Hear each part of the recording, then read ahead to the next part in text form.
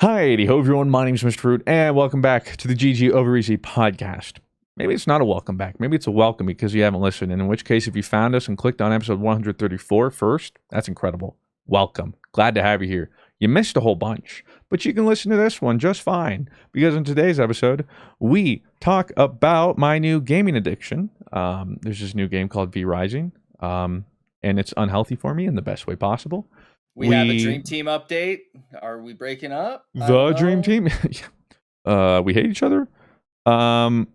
We talk about, what was the first thing we talked about? Wasn't it something big? Oh, Rob. I got robbed.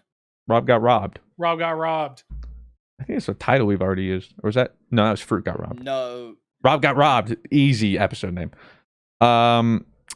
Talk about the new Multiversus game, which is like Warner Brothers version of Smash Brothers. We played it. Destiny 2 in its new season also ties along with the Dream Team news. The She-Hulk trailer, question and answers, other things. 69. So check that out in this episode. Stay tuned. Pardon your regularly scheduled podcast listening for this short ad break. Sweaty sack summer is approaching and it's time for you to prioritize the comfort of your crotch. That's why the kings of crotch comfort, Manscaped, has spent 2 years designing the most comfortable boxer briefs out there. I've had the honor of testing out these new boxers and I can say it's the softest fabric of any underwear. It's so comfortable it feels like it's gills for your groin. They have trademarked the jewel pouch, so you know it's serious. I think it's time for you to invest in your family jewels, so let your bulge breathe and get 20% off plus free shipping by using the code GG at manscaped.com. Trust me, there's nothing more important than feeling comfortable while I'm streaming, and these boxers make me feel so comfortable while I'm streaming. Most kind of make me sweaty and stuff, but these are so comfortable. It's like I'm not even wearing them. Let's say you're on a date and your partner catches the Manscaped on the waistband of your underwear. It's almost a guarantee to raise some eyebrows and act like a billboard on the highway to Pleasure Town. The Jewel Pouch is a pouch designed to cradle your boys in their own special place, lined with perforated performance fabric to keep them well ventilated. Get 20% off plus free shipping with the code GG at manscaped.com. That's 20% off plus free shipping with the code GG at manscaped.com. Once the Boxers 2.0 touch your sack, you'll never look back. Ladies and gentlemen, welcome back to GG Over Easy podcast, episode 134. 69. I think. Whew. Yo, we're Still almost halfway through 100. That's pretty sick. 69. Real podcast. We're getting close to being 69 away from 69. Yes! So, what is that, 4 episodes from now? Neither here nor there. Welcome, ladies and gentlemen. So glad to have you all podcast. here today on the 69th best rated podcast. Yeah. Yeah! Hey, number 1 summer rated podcast. This is a summer jam podcast. Hey, summer's around the corner. They said, you know what the number 1 summer podcast is? That's right, GG Over Easy. That's us. Couldn't be more on point, if you ask me. It is us. It is us. Speaking of this is us, we're going to be talking about things today because it's the podcast. I don't actually know where we want to start. Oh, can I start? All right. Take the floor. So I had a pretty big scare happen to me at the gym. That's week. Right. I do want to hear more about that. Okay, so I haven't like really gotten into details, so I can like kind of go into details here because I like didn't really talk about it on my stream either. So I go to the gym again. Yay! Good job, Rob. Let's I've go. been trying Nice to go. pick, Rob. Yep, thank you. I've been trying to go. And so I go to the gym, and I put my stuff in the locker. Okay, like whoop, whoop. As one does. Okay, but let me explain to you. Like, I normally pick what locker do I normally pick? Everybody, 112. 69. Thank you. 69. So I wanted to pick 112. You're slacking. Get this. There's an old man naked near locker 112, and who had a small wiener. Whoa. We don't body shame, Rob. I'm not body shaming. It just was like, it's just an old man, small wiener right next to me. It's not like I'm body shaming. He's Could just, I don't be want a small wiener in my face when I sit down and put the locker in the thing. We don't body shame, I'm not Rob. body shaming. I'm just could saying be I don't cold. want a wiener in my He could face be while I don't. grower. Watch it, Anyway, Things shrink and shrivel. Anyway, I say I don't want to be next to small wiener, so I go to the left side. And this is very important because I don't want to be next to naked guy on the right side of the locker room. So I go to the left side of the locker room. Okay. Sure. I put my stuff in locker 98, bottom right corner, because nobody else was in there. I don't want anybody near me. So bop. And then I don't like put everything nicely way back in my gym bag because I know I'm going to put those shoes back on that I came into, and then I'll put the shoes I worked out with back in the gym bag nicely. So everything is just kind of thrown in the locker room or in the locker. Okay, so then the locker, and then everybody goes like, Rob, did you have it locked? Yes. They have like locks like built into the locks, right? Fancy. Okay, so I'm going to be a little bit honest here. So when I do the code, let's just say my code for this time was 1111. Okay. And then you lock it, and then you would like move all the combinations. And then the only way to open back that locker is if you put 111 and then boop, and you can open it, correct? So yes. I'm just like explaining kind of how those locks work. So I put my code in. Okay. And like when I'm at the gym, I'm trying to like be as min-max as possible. Yep. So I put my code in, but I'm gonna be honest, I'm lazy and I just like I don't ever think it's gonna happen to me type of thing. I only move like the last digit, like, I only just do the last digit. So if in reality, if you see me do that, you can just like basically just try 9 digits and one of those is gonna open it, correct? So I do that, I go work out for about an hour. Finish. Woof, what a workout. Great workout. Cannot wait for my sauna. Looking forward to it. Go to locker 98. What do I see? I see my code that I normally put in. That is like what opens the locker, and the lock like opened. And my heart just like immediately drops. And I was like, oh shit. I guess I didn't like lock it, but I did. Open it, nothing in there, bro. Boom. And then I'm like, oh my God. So immediate surrounding check. Okay. Yeah. People just changing. Okay. No one's looking like, and then. That was me, dude. Yeah. I immediately go, oh my God, my car is going to be stolen. Cause in my locker is my wallet, my car keys, pair of shoes, and some other stuff. Like my AirPod like thing. So thankfully I listen to music while I work out. So like I have to have my phone with me. So I had my phone. So I like run to the parking lot. Car is still there. Oh, thank Christ. Car's still there. So now I'm like talking to like the front dude and being like, hey man, like I think my like locker's just been like stolen. And I was like freaking out. And apparently like somebody like saw something and filled out like a report, like while I was like calling my bank going, cancel everything. And then it's like, can you give us your address, Rob? I'm like, cancel everything. So I'm like doing that. And then stupid me, I don't have my spare up here in where I live with me. It's at my parents' house, which is about like an hour and a half away. So I got to call daddy and go, yeah.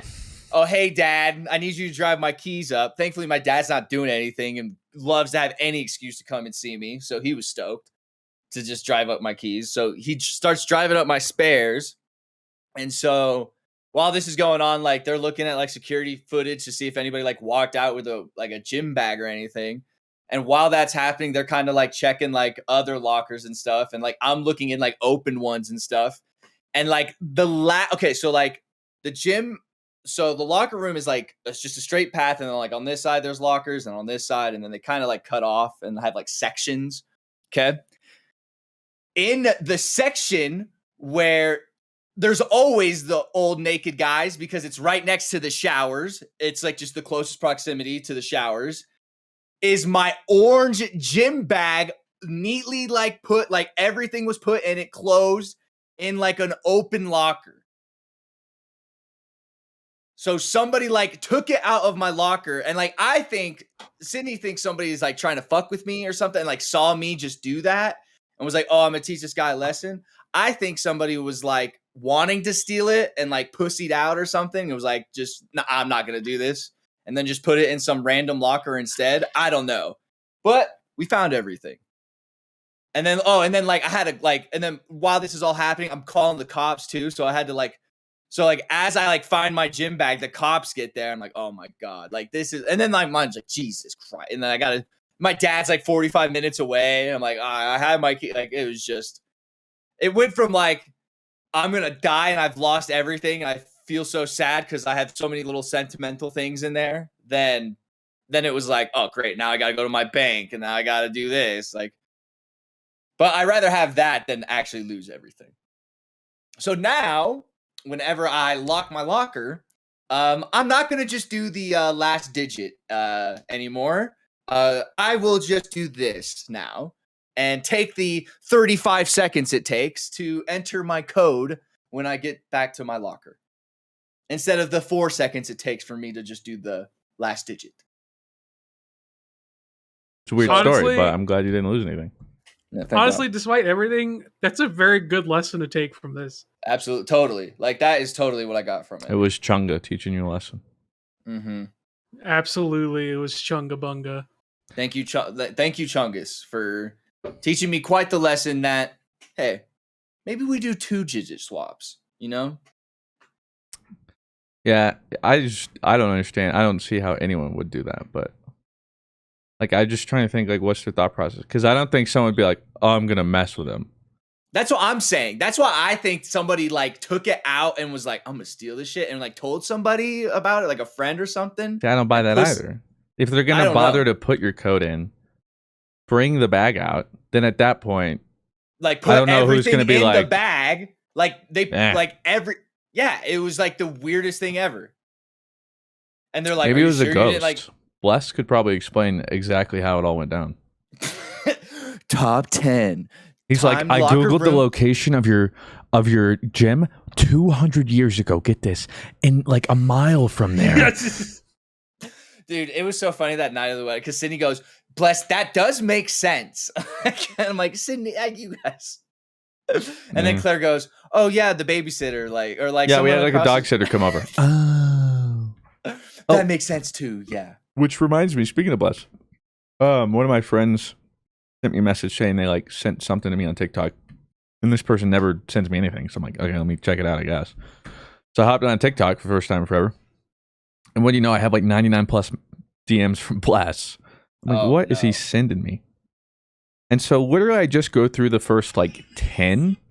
Yeah. And 8 of them is it the monk thing? No. 8 of them are about UFOs and why nobody's talking about this footage and like this court thing and like what are we doing? We're all sheeps.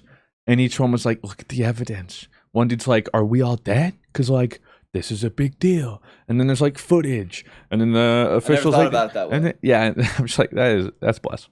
It was that, and then the other 2 ones were Star Wars. I miss when Bless did spooky streams because no meme, he is a great spooky host. One time, Sydney was showing me because he gets spooked. Sydney has a TikTok and I don't, so Bless sends Sydney TikToks to show me, and half the time it's like people trying to be sexy on TikTok, but clearly have no reason trying to be sexy on TikTok. Wait. And you know what I mean? And it's like, well, that reminds me. And then the weird thing is it has like 20 likes. And it's like, Bless, how are you finding these videos? There were 2 other ones I forgot about. There was one Joker one. Like some dude cosplayed as Joker. He made a joke and it ended. I think it was a joke.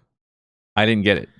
And then of course I look and it's like 200 likes. I'm like, where did he find this? Like, and then another one, I go to click on it because the thumbnail says, can you play video games in heaven? I'm like, what is he sending me? Oh, well, you got me. So I thought it was going to be like some like Stitch thing where like somebody was like making a joke. So I click on it. Like, let me see if you can pick up some of the audio. Okay, so can you play video games in heaven? I want to point you to a picture that the Bible shows us. Can you hear that? Yeah, she's like, let me show you a picture of the Bible. It has like the soft, like classic Zen music, and she's doing the weird. Like whisper, I went to church for like 18, 19 years. You know when you know. It's like the pastor talk, or like the youth pastor talk. It's a thing. And she's doing that thing. 100%. And in this case, where she's like loudly whispering to convey her message. I don't know. So I was like, this doesn't feel like a joke. And then, so I was like, okay, at some point it's going to cut. And like somebody's just going to like, no. The whole video is just this chick. And she goes on, she's like, and first off, her smile freaks me out. But it was part of that. And the whole time too, the weird calming music. It's like I'm in his, I don't know, it was weird. So I'm watching it and she's like, I want to point you to a scripture. Here we can see in God's throne room. And she goes on to read a whole scripture thing and then explains. It ends with, she's like, I tell you that because you will be so enamored by God's presence. You won't even think about video games. And then it cuts. That was the thing. Bless. Why did you send this to me? I'm so confused. Because I thought it'd touch you, man. I thought you. No, I'm sure Bless is probably sitting like, like cackling. I'm like, what did they just? It was like 2 minutes. I'm sitting here like, okay, it's got to come at some point. Oh, you were like, you stuck through the whole thing. Yeah, I was like, it's this. Okay, that was it. All right. So, okay. So speaking of scriptures, have you guys watched the Netflix? It's on Netflix and it's called Our Father. No. It has got to be like one of the craziest Netflix documentaries Sydney and I have ever watched.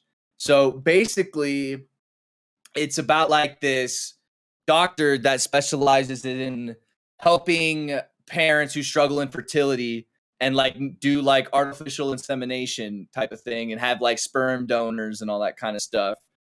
It turns out this doctor had been using his own sperm like to inseminate these women with. Hell yeah. And no, it ain't hell yet, dude. Like they like do you and 23, like me and 23s later, and they find out that they have like 90 siblings and that this dude had been doing it for like 30 years. And then that they can't even like end up charging this guy with any. It's crazy. I'm not going to like spoil anything. I wonder if that doctor dude was just chilling and one day he was like, have you heard of me in 23? He's like, what's that? You just like send it in, you get all your genetic information. He's like, boom. Yeah, seriously though. Like it is the most insane documentary I've ever seen on Netflix. And I highly recommend people to watch it because it's one of those things where it's like, damn, it can't get any crazier than that. And it just gets even crazier. So yeah, that is Rob's entertainment influence. The funny thing, I can't tell you the last time I saw a documentary. It's been a really long time.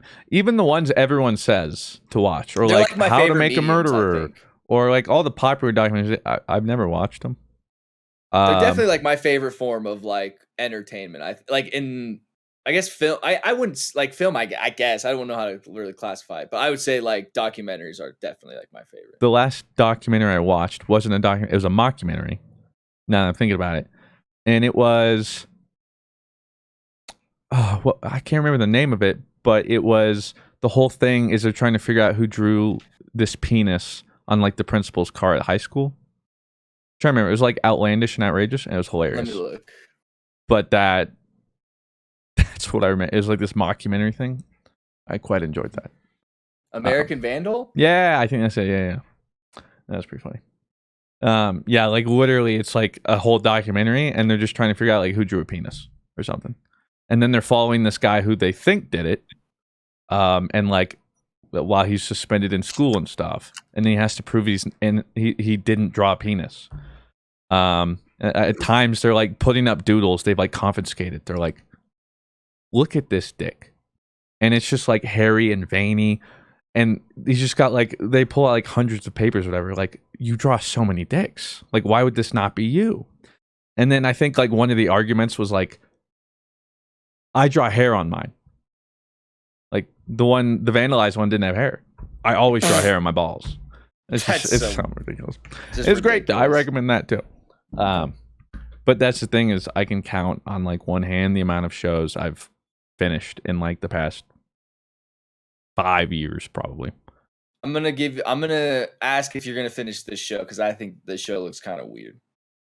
Is it Halo? No, She-Hulk. Oh my god, man! Don't even get me started. Did we know this was coming? Yeah, I believe so. Yeah, because I saw like casting news and stuff about like She-Hulk. Why are they scared of having buff ass women, dude? This is a great time. I was waiting for a She-Hulk that would literally, if I saw her in the street, I know she would be able to kill me. I know if I picked a fight with her, I would die on the first hit. Where is that She-Hulk? I imagine. Yeah, I saw like it was like the meme where it was like the Scarlet Witch talking to Doctor Strange going like, when the Hulk breaks his clothes, when the Hulk goes into Hulk, he breaks all of his clothes. When She-Hulk does it, it just breaks her shoes. I don't find that very fair. Like, where's the equality? Yeah. Yeah, well, I didn't know it was coming, so it's just like She-Hulk trailer. What?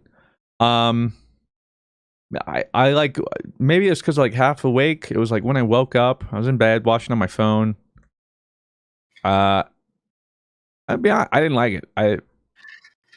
Maybe like I need to see it, but I was kind of watching it and I was like, it felt like a fan trailer.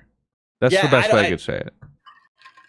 It could be great, but I wasn't expecting that. And I was watching it like it was that moment, like the Oscars. I was like, is this real? The CGI also like at some points looked very bad and like rushed. At some points, like it did not look like it almost made me go like, who asked for this? Which at this point, it's not really the fault of the VFX artists. It's like Marvel's just pumping out so much. It's impossible to have true quality control. So it's like, hey, Marvel, maybe slow it down. Well, because I don't want to see clearly CG stuff. Like it's. And was she wearing like a dress as the Hulk? Is that like is she like a smart Hulk, like how the Hulk is now, or like? I mean, that's probably the thing. At one point, it seemed like she was like in a dress. Like men have bronze, women have brains. I don't know. I'll be honest. The whole Hulk, She-Hulk thing, even from way back when I was little, so it always just seemed weird to me. It was just very weird dynamic. So I don't know anything about the character. This is one of those where it's like, episode 1's gonna have to grab me because I could care less about this story. And like Moon Knight, I didn't care about Moon Knight, but I liked Oscar Isaac, so I was like, okay. I watched that show for Oscar Isaac. I'm gonna be real. Yeah. Yeah. So this one, if I'm like watching episode 1 and I end and I'm like, then it's like, okay, well, how much Wong is there? Because apparently Wong shows up. He's just everywhere now. How much Mark Ruffalo is there? Like, I think they're throwing that in there too. Because this is probably the closest we'll ever get to like an actual Hulk thing. And Sony owns Hulk, correct? Like that's why, or there's some weird dynamic, yeah. But like people point out about the VFX too, because a lot of the bad VFX seems like when she was She-Hulk, because apparently they're like adding her face digitally post, like with VFX. And everybody's like, why? Like, look at Gamora. Like, just paint her green and then capture her face. Like, why? It seems like you're doing even extra work.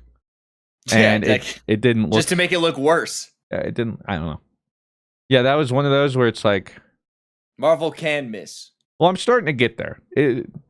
Now it just feels like we're getting inundated with just... Like, that was it. It was just like, what the fudge is She-Hulk thing? Like, used to Marvel announcements, I was like, oh my god. And that's like, what? Who is this character? They got a show. Who's this character? They got a show. Who's this one? It was like the Miss Marvel or something. Yeah, I was like, wait, is that not Captain? Who is she? That's where I'm at right now. Where I'm almost like, I'm drowning. So much. Is the next movie Thor? I think so. Okay. Excited about that. Fuck if I know, dude.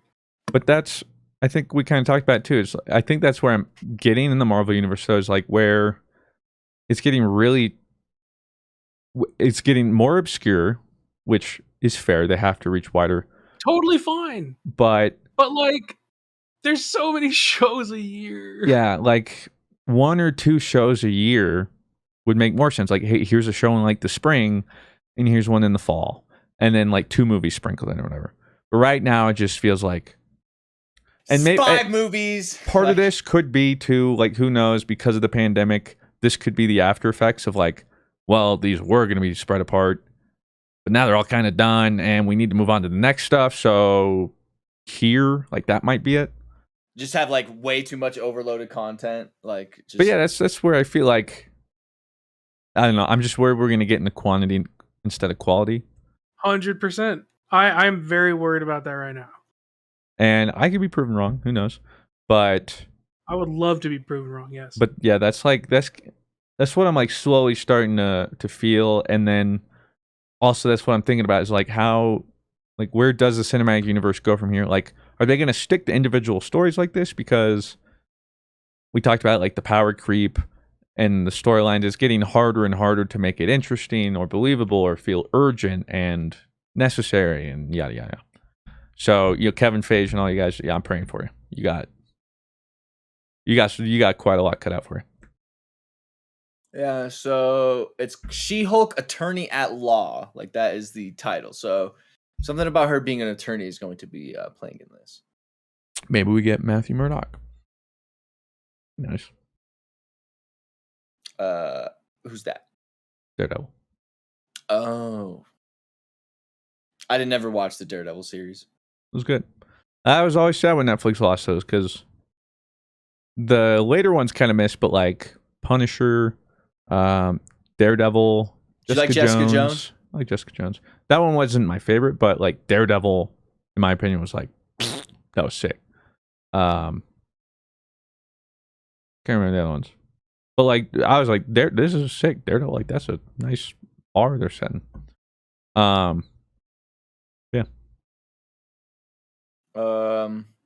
Is there anything? I don't have a list in front of me, so I'm. Oh, okay.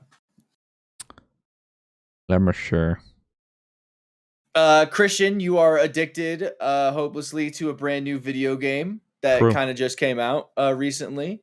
This is true. I played it. I think it's super fun. I've been watching, and I think I would like this game. It's very Please join me, and Blue. It's so I need to lonely. get back on it. Like, but we just gamed for like 6 hours yesterday, and I was like, I need to CS. Like, I just got this skin. I'm CS. See, that's what you did. So, I went and played 6 hours of V-Rising. And went to bed at 1 o'clock. My bedtime's normally 9. All right, like that's to put that in perspective. And I'm sitting here like I'm gonna regret this, but yeah, like the best way I'm acquainted is like I haven't been this addicted or felt like this addicted / excited about a game since New World. But thankfully, it's not New World 2.0 as far as ruining my life. Because that gave me some great perspective and realized, hey, that was fun, incredibly destructive. And now with V-Rising, it's like, how about we get our responsibilities done first? And then we play. It's like treating myself. He's beginning to believe. Yeah, it's like, how about you do some self-care? Get that workout in. Eat right. Get your different video stuff done. And just like that, like yesterday, if it were up to me, I would play V-Rising for like 20 hours. But it's like, hey, you also have other things to do. Let's record Dream Team Destiny. Let's record Multiversus. And then you can play V-Rising. Or like, and then you can treat yourself. Yeah, or it's like Claire and I got to do something. Or even Wednesday night, I have game night with some of my IRL friends. I wanted to play V-Rising, but there I was playing with them. Whereas if we go to New World, back then, none of that would happen. None of that would happen. And like in this case too with V-Rising, I wake up and I'm like, I want to play V-Rising, but I don't. With New World, I'd get up at 6 a.m., go right to my computer. Oh, it's midnight. Go to sleep. So yeah, that was pretty destructive for the both of us. So that's actually kind of how, some nice character development there. That is character. That's a good arc. So I am excited and I am addicted. But also, let's not kill ourselves over it. And let's try and maintain a little healthy boundaries. Still playing probably a little too much and a little too late. But yeah, it's sick. Like, I'd been looking forward to the game since they announced it, the trailer, and it was a while ago. And the reason I had only been following them was because it was Stunlock Studios who made Battlerite. And once they ceased work on Battlerite and stuff, I was like, I want to know what they do next.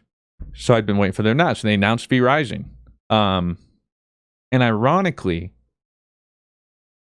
I talked about this. I think also part of the reason I'm enjoying this game more is because of the Castlevania Netflix series. Because as I kind of explained to some people, it's like I like my period pieces, you know, or like knights, samurais, any of those things. It's like I'm there. But vampires, it's like kind of like vampires in Egypt. We talked about that with Moon Knight. It's never really grasped you. Like vampires were always just like couldn't care less. Like, right. Yeah, I was like, eh. But then the Castlevania Netflix series, I don't know. It was just so sick and well done. And I was like, huh. And it like kind of... Vampires are kind of sick. Yeah, like it can be. And it's not all cornball. And it made me more interested. So then they also kind of announced it around the time I binged Castlevania. So I was like, oh. Like, I kind of like vampire stuff now. This is interesting.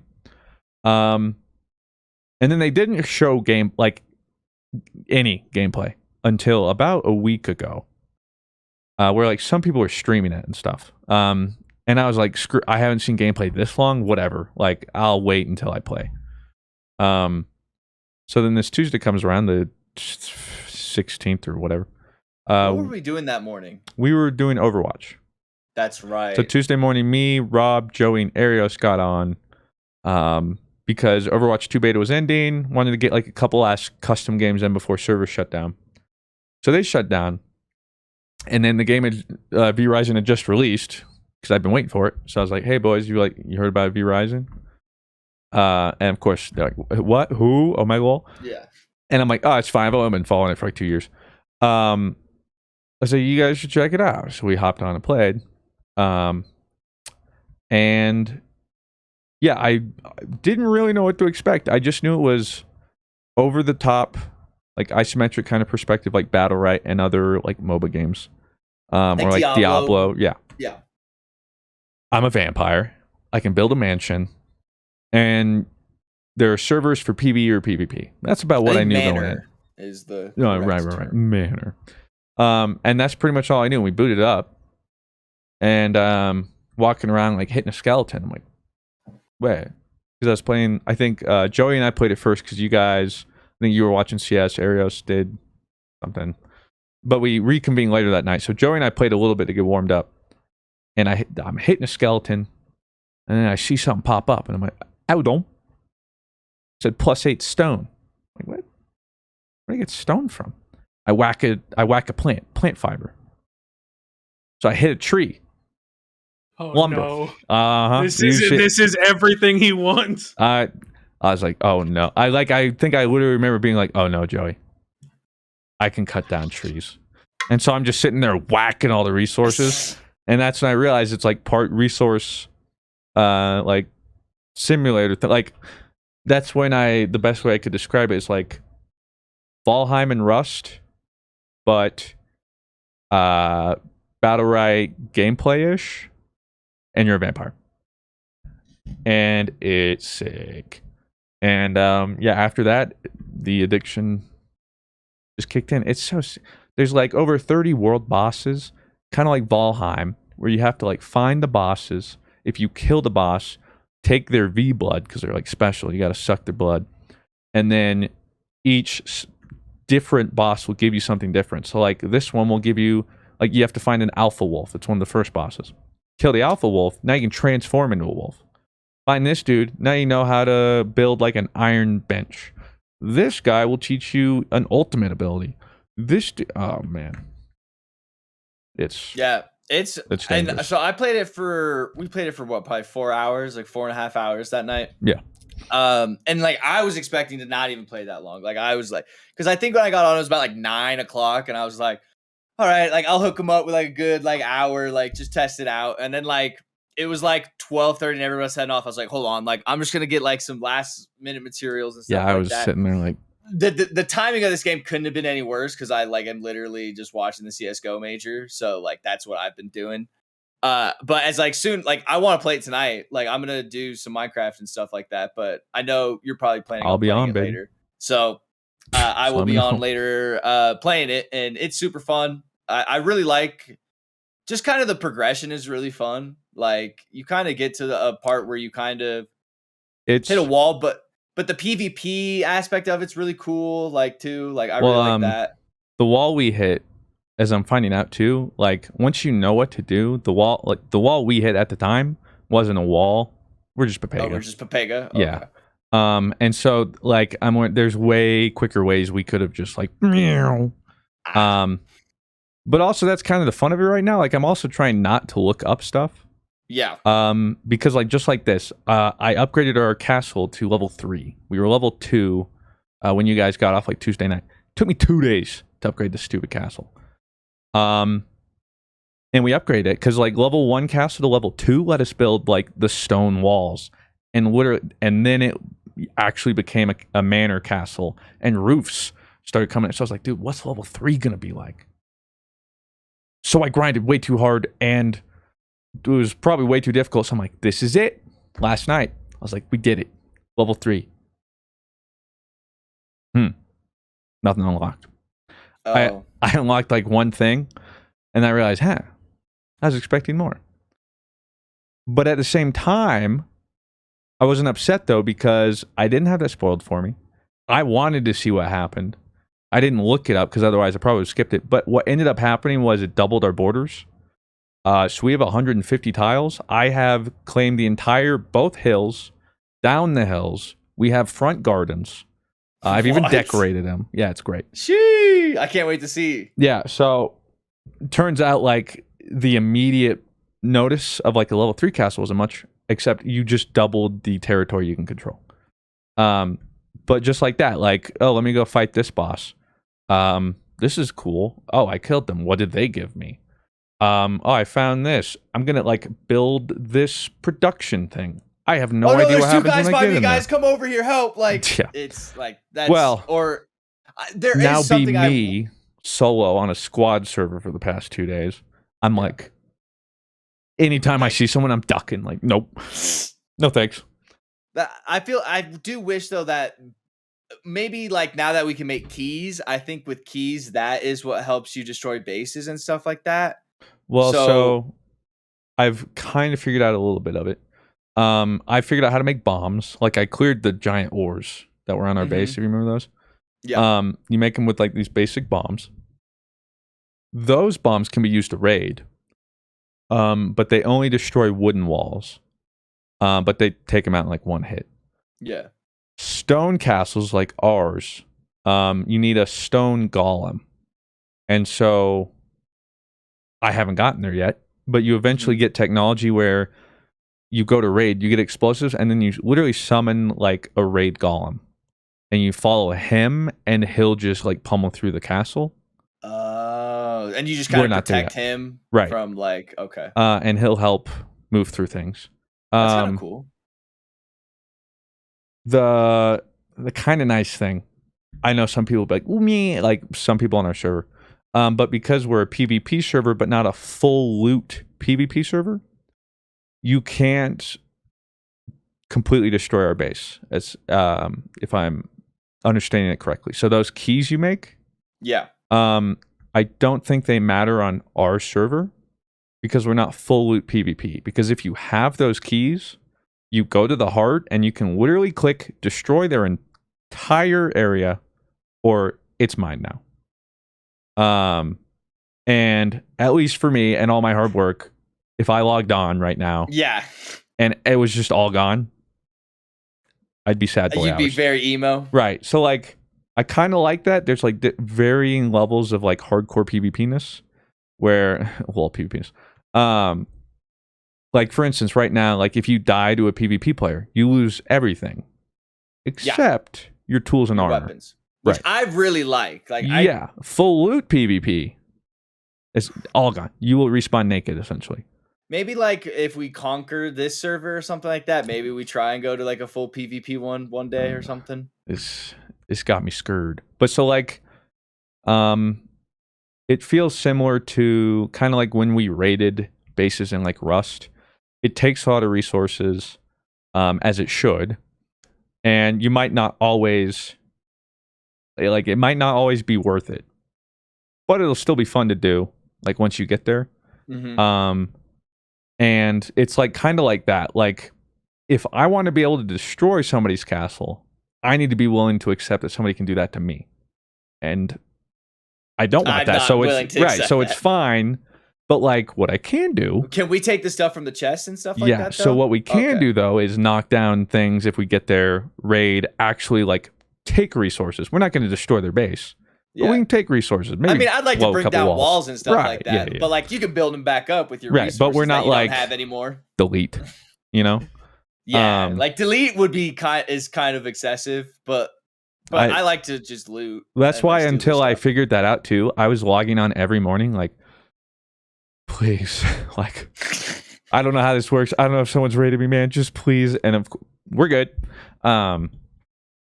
But so that's been a whole bunch of fun, learning that. And then what I did realize is once I upgraded the castle to level 3, the next step of the quest is insane.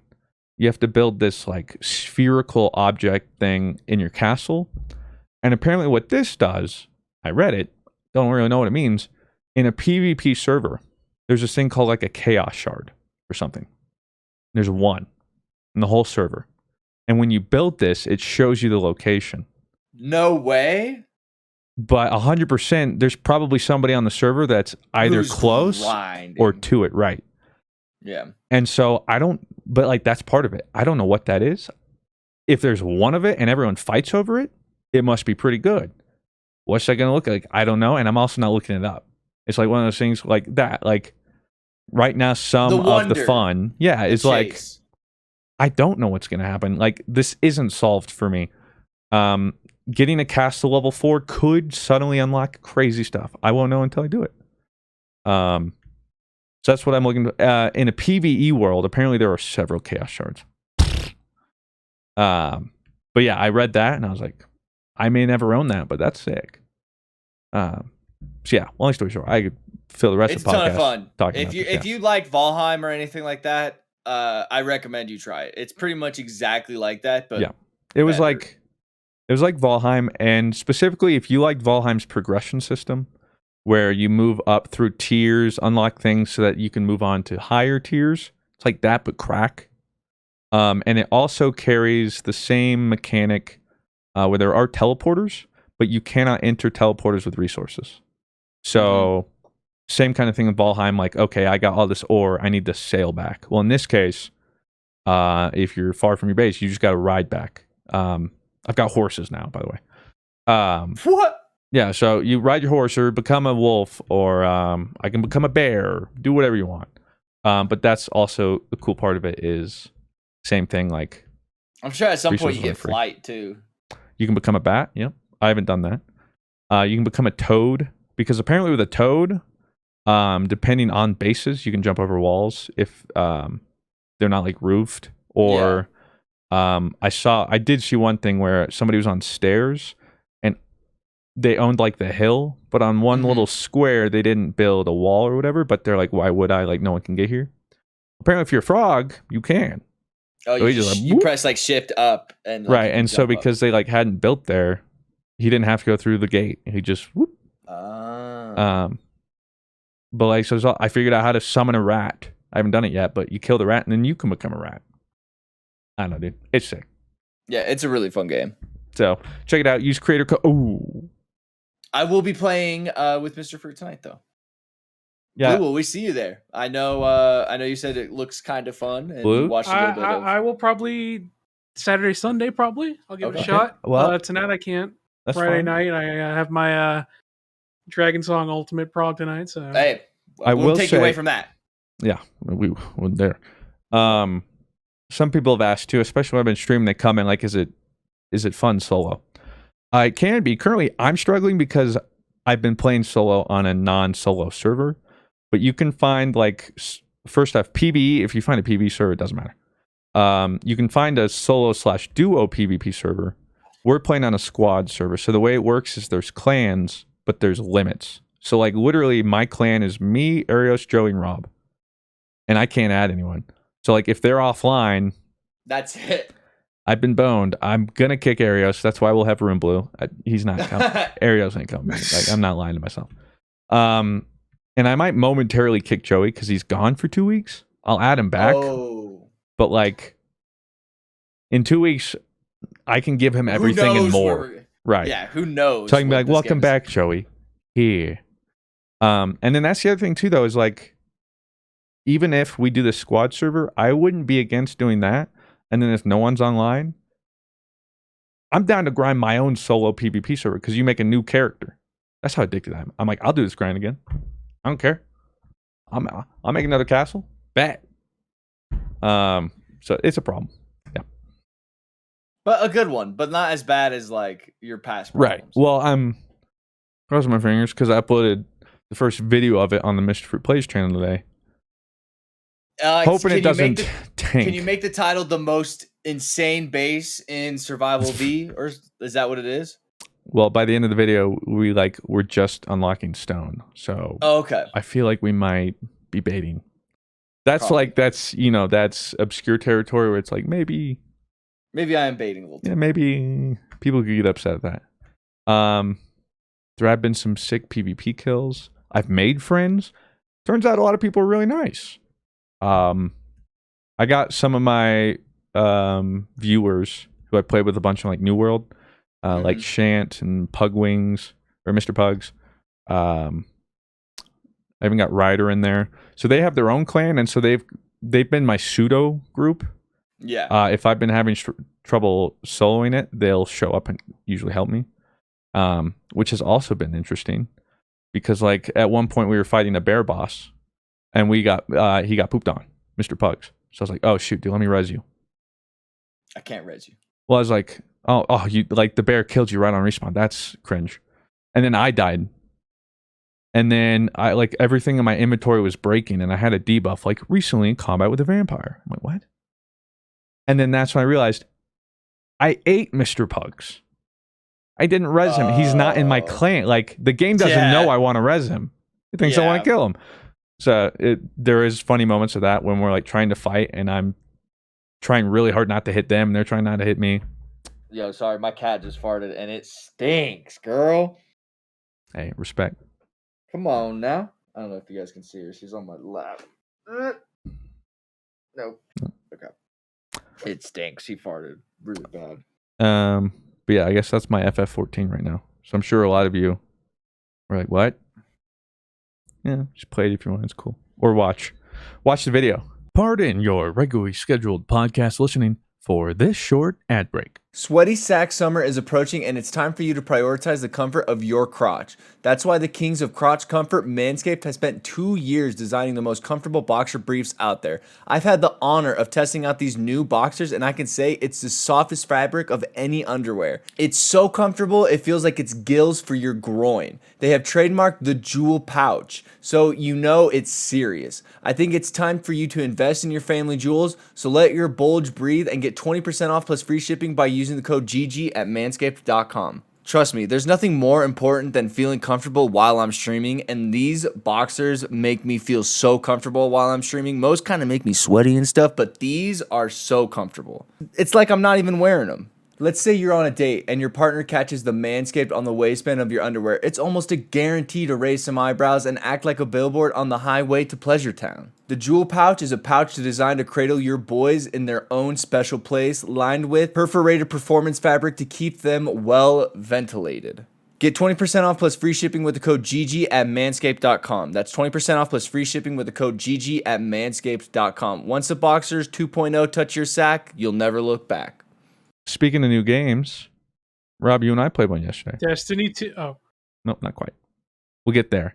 I figured this was a better segue. Multiversus. Oh, yeah, we did play that yesterday. I was like, we played a game yesterday. New game yesterday. Rob and I, Blue had to go, but I'm hoping we get to play with him sometime. Although, maybe not, because it felt like I was okay at the game, and if Blue starts playing... I'm gonna realize I'm not it's good. A fighting game. It's Smash. Yeah, you should not let me play. Yeah, it's Smash, but DC or Warner Brothers is essentially what it is. And I was pleasantly surprised.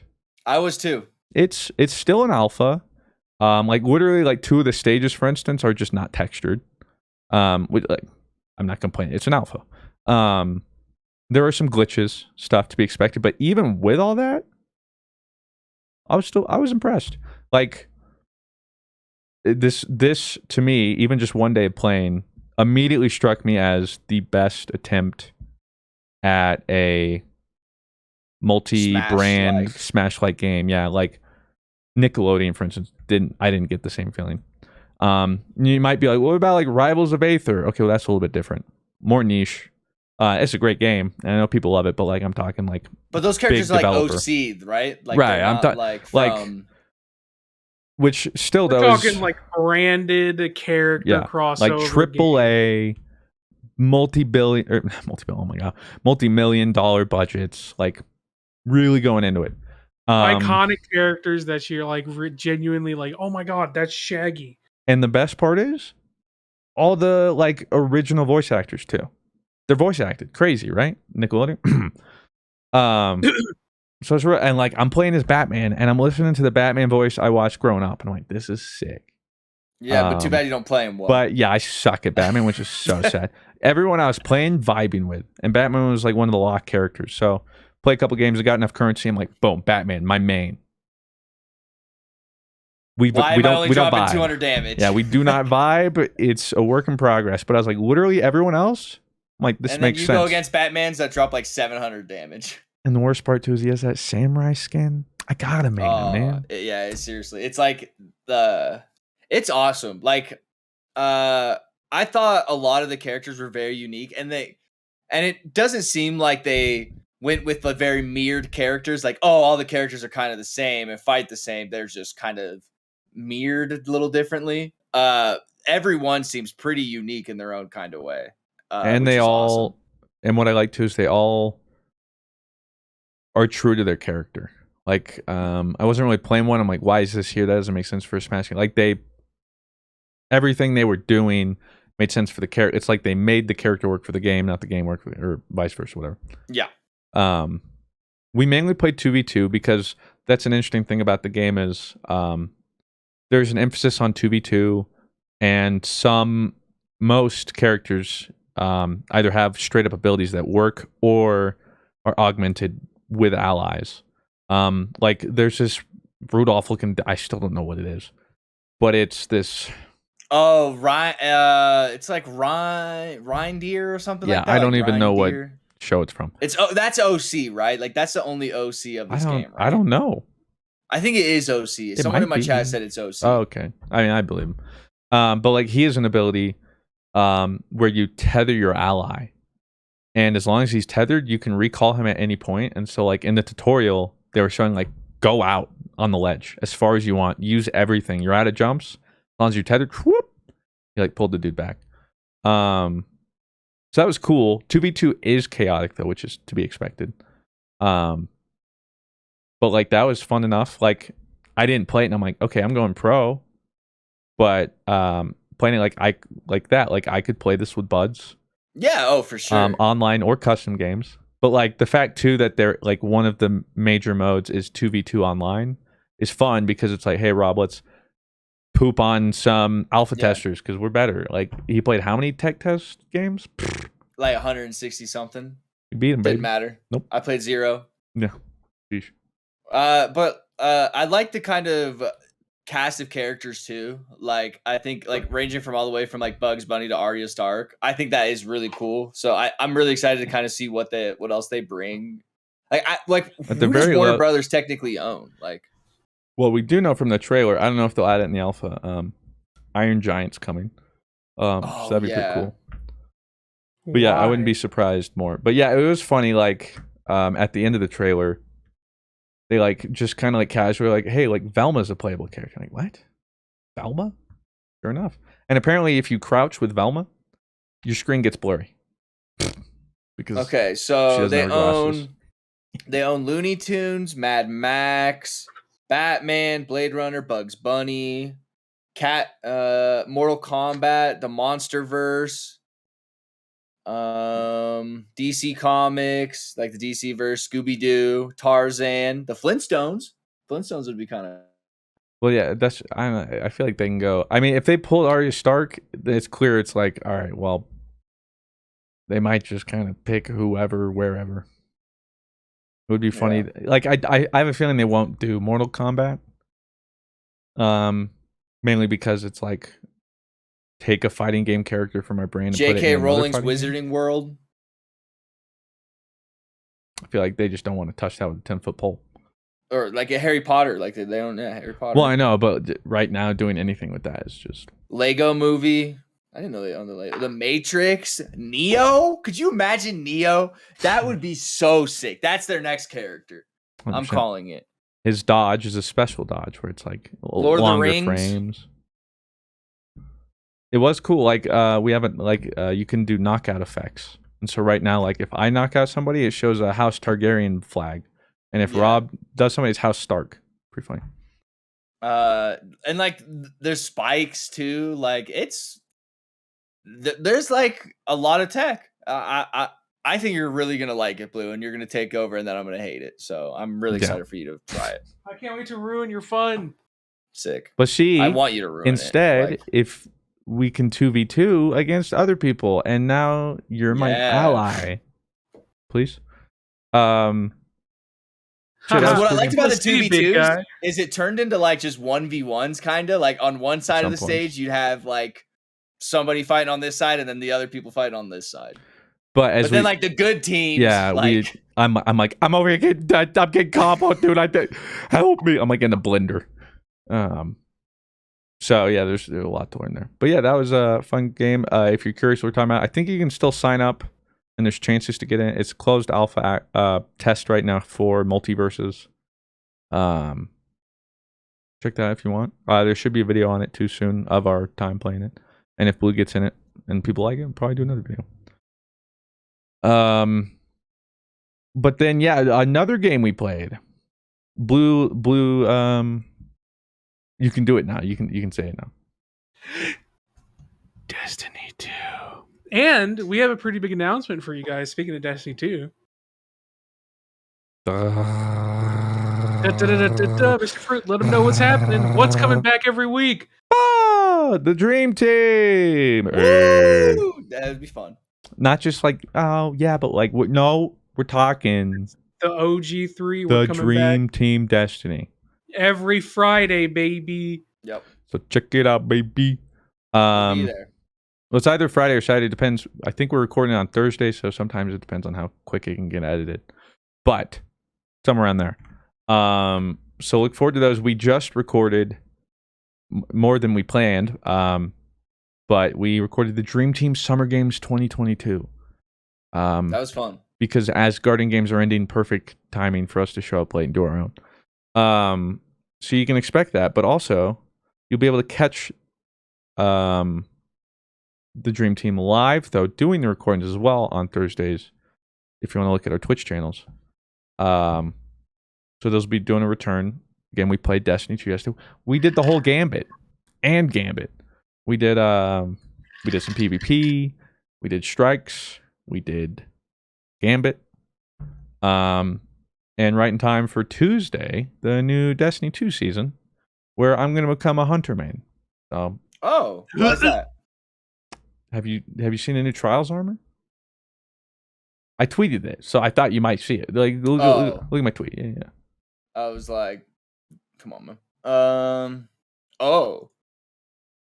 What? Yeah, sick. That's really sick. It's literally, for those that don't know, you can probably look it up. It's straight up like monkey, like you're a baboon almost. Yeah, that's really hunter cool. armor. Titans get like a ram, whatever. Warlocks get a hawk cool. or Hey, something. dude, we went to a school where we were rams. Come on. Yeah, whatever. Yeah. But dude, embrace monkey. Like, how can I say no to that? I don't care anything else. I saw that armor and I was like, please be Titan, please be Titan. Ah. So yeah, I guess I'm a hunter man. But there has been a lot of controversy around this new season because we don't know anything. Why is that? Lack of information. See, here's the thing for me. So they're mad. Yeah, people are like, where a trailer? I will say the trailers do get me kind of hype. Like Destiny will lose me a couple weeks after like new seasons or new X-Packs, and then they'll get me back in with the trailer. But part of me is kind of interested to like go in on Tuesday and not know. Yeah, I was like, happen. I'd rather have that. Like that seems way cooler. It's literally what I was talking about with V Rising. Like at a certain point with games, some of the magic is lost when it's solved, or like you know what to expect. And with no season, I can understand why some people are upset. But I also think, like, I'm with Blue. I kind of like the approach they're taking with this one. Like, I'm down to, Tuesday, sure, they're probably only going to be like a couple hours of content, whatever. But that's not the point. I don't know what those couple hours of content are right now. And that's pretty cool. I imagine we probably won't see this again because I have a feeling they're going to look analytically and like if it underperforms or like day one numbers or something don't hit, I assume they're going to point to a lack of marketing. But I hope it's the opposite and it drives more interest day one because people are like, okay, well, I have no idea what's going on. Let me check it out. So yeah, new season is just going to drop. And we're all going to be like, I don't know. It's kind of cool. Like, we don't know what exotics are going to come in this one. That's cool. Yeah, because normally the trailers always show, like, every exotic is going to come. They're like, hey, here's a seasonal one. Here's the one you're going to obtain. And, like, if there's a quest one, here it is. And we have no idea. So, yeah, I'm kind of down for the mystique. It's like, same reason I don't really watch trailers. I like to be surprised. Good surprises, but... yeah, sometimes that's part of the fun. Not to mention a new dungeon this Friday. That's the big thing. Oh, good. Hey, that'll be great content. So maybe this stream team's recording is Friday instead. Whatever. We'll figure it out. But yeah, I'm excited about it. And I have a better relationship with Destiny 2 now, so. That's good. It's a very healthy kind of relationship, Right. I went hard. In fact, this is like the most time I put into a Destiny season since they started doing like seasons. But also, I put it down for like a month. And I was okay. And now I can come back. And all good. Anything else we want to touch on? I have some Q&A stuff, so, go to that. I think we can just go to... Unless Blue, you haven't... Anything else? That's pretty much all I wanted to talk about. We can wait. I do have to ask you. Oh, did you see the new Pokemon card game gimmick? Oh, I did. The new card game? What is it? The V-Star stuff? It's like a gimmick. Can I ask you? What are we talking about, Monka? Oh, is it the Ditto thing? Yeah. Okay, see, I love that. I know a lot of people are like, wouldn't that ruin the value of the card? Shut the fuck up, bitch. Yeah, well, first, yeah, I'm part of that. Like, I think Rob asked you about that the other day. It's like, I don't care what the resale is. Like, I guess some people want to, and whatever, hype beasts and money, blah, blah, blah. But, like, I don't order cards to be like, okay, how much? Like, sometimes it's cool to be like, oh, cool, I pulled this card. It's $100. Put it in my binder. It's just, like, kind of know, like, how badly it's, like, or how rare it is, but... Yeah, for me, like the value or whatever, it's going to be probably super satisfying. I'm interested in seeing how good the sticker quality is. For it to be on a card, you'll probably like obviously easily be able to tell it's a sticker, right? But like still, like that's pretty sick. Like I think that's so dope. I love seeing what they do with Ditto. I feel like that's one of their most creative merchandising wise Pokemon. But how would you want the card presented to you? Like, would you still want like the Ditto sticker to peel it, or would you just want like how would you want that card?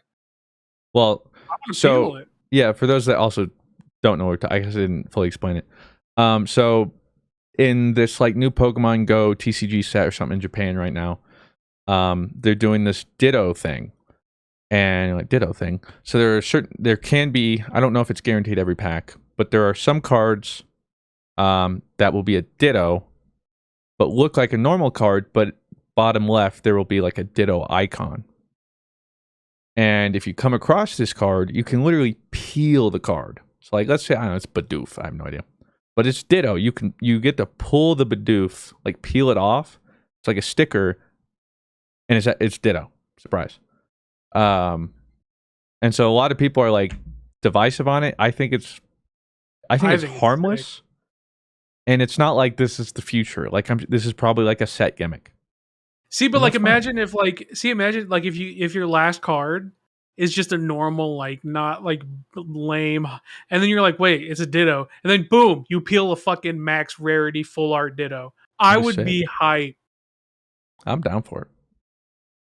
So hopefully people, but I mean, again, that's the thing, is it feels pretty harmless. So yeah, if people are really upset about it, I think that's the main discourse right now is like, what's going to be more valuable, the unpeeled Ditto or the peeled Ditto? No one cares. I'm going to rip it. No one cares. Well, that's the thing is, I'll probably want to people who get, like Pokemon like don't care. I'll probably get a couple of everything. Like I'll want one unpeeled. I'll get one peeled, just for the sake of it. But yeah, I just wasn't sure if you'd seen that. All right, let me move on to the Q&A. I'm trying to find or remember where I left off last time.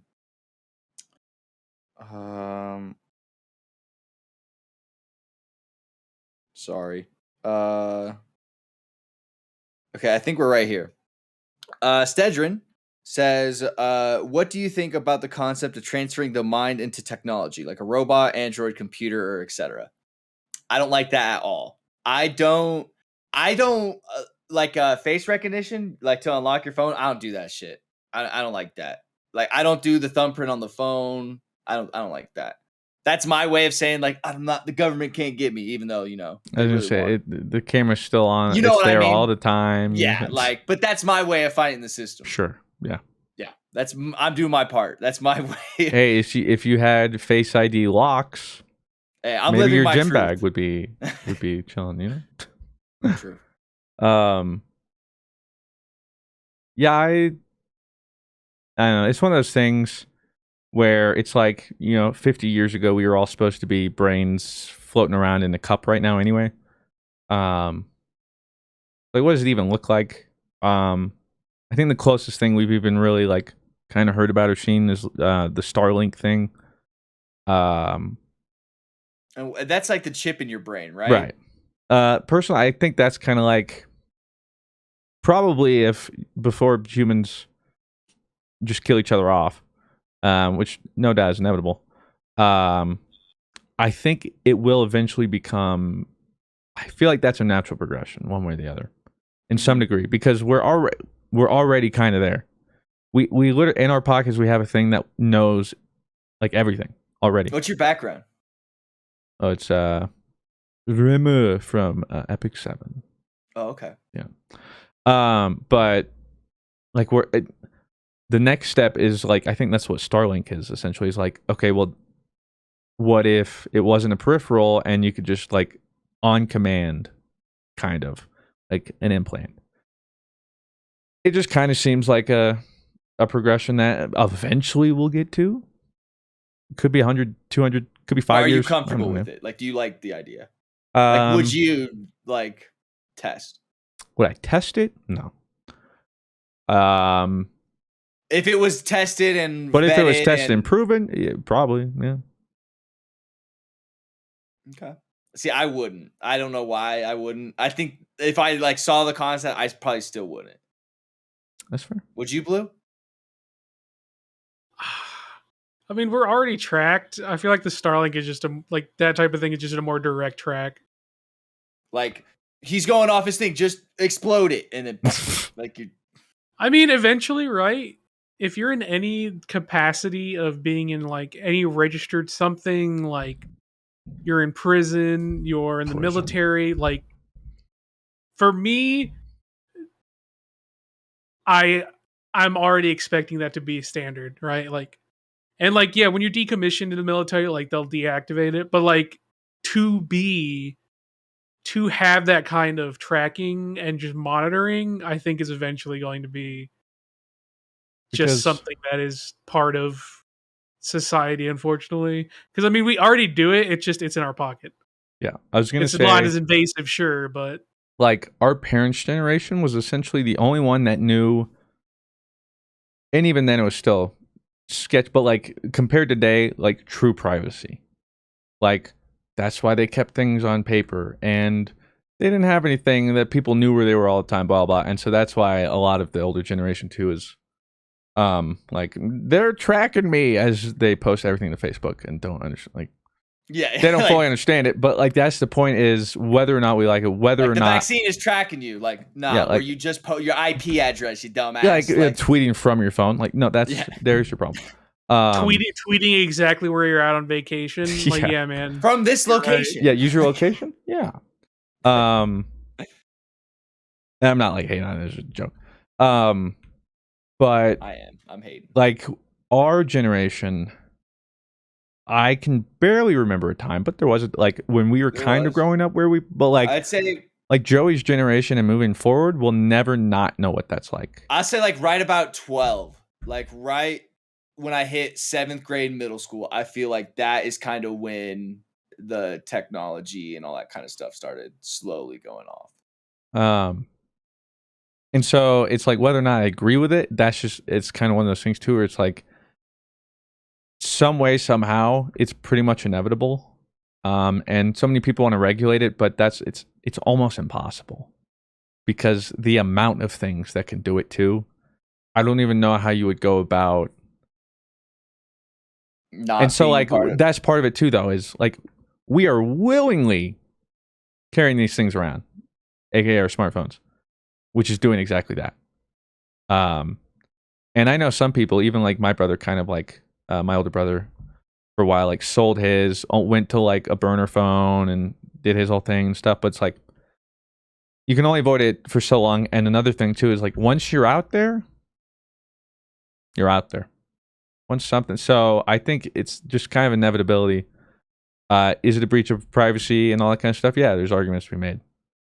But when you lose that conveniency of what a phone and all that, like what this gives you, right? But it's just going to become harder and harder to the point now where like you almost can't. It's nearly impossible to stay off everything, the grid, so to speak, whatever.